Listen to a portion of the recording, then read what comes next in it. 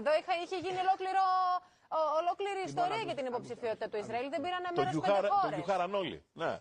Εγώ βέβαια θα σου ήθελα να πω, γιατί σήμερα είναι και η μέρα της ανεξαρτησίας του Ισραήλ και θα πάω και στην πρεσβεία το απόγευμα, που έχει μια μεγάλη εκδήλωση και στην Άνασα. Παιδιά, ακούστε, μόνο ανόητος πρέπει να είναι κάποιος για να μην θαυμάζει τον εβραϊκό λαό. Προσέξτε τι κάνανε, το διάβαζα χθες, είχα τρελαθεί.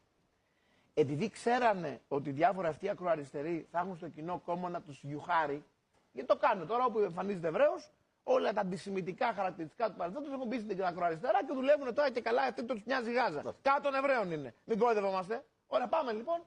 Έχουν συνηθίσει τώρα οι εκπρόσωποι του Ισραήλ ότι όπου πάνε είναι μαζεμένοι από κάτω και φωνάζουν. Και ακούστε τι κάνανε. Στις πρόβες λοιπόν, που κάνανε στο Ισραήλ, που έκαναν οι καλλιτέχνες, είχαν προσλάβει κόμμα στο κοινό που τους γιουχάριζε στις πρόβες για να συνηθίζουν το γιουχάρισμα και να μην πάθουν τράξεις σκηνή της Eurovision.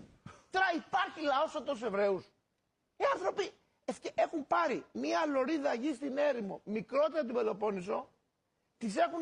Είναι μικρότερα την Πελοπόννησο. Το Ισραήλ σε έκταση μικρότερα την Πελοπόννησο.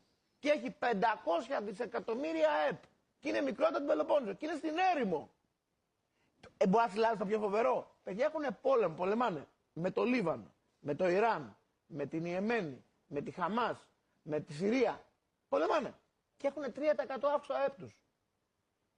Εμείς πώς ξεκινήσαμε την Eurovision και βρεθήκαμε να έχουν αύξηση στο ΑΕΠ. Ρουκέτες από το Λίβανο, τρομοκρατικές επιθέσεις μέσα στο Ισραήλ. Φοβιστές αυτοκτονίες και ρωτάνε ποιοι είστε ευτυχισμένοι στο Ισραήλ. Και είναι στην πρώτη πεντάδα. Εμείς τώρα είμαστε εδώ πέρα, πρόσεχε, στην Ελλάδα μας. Ο καιρός ζάχαρη, όλα ωραία. Όπως τον ρωτάνε, δυστυχία, θλίψη, όλα μας φταίνε. Χάλια, δεν μπορώ. Κάτσε το άλλο το έχω ρουκέτες δεξιά, ρουκέτες αριστερά. Φοβιστές στάση του λεωφορείου και λέει τι ευτυχισμένος που με βρίσκομαι στο Ισραήλ. Και εμείς εδώ όλα μαύρα. Έχεις εξήγηση? Εντάξει, δεν υπάρχει εξήγηση. Λοιπόν.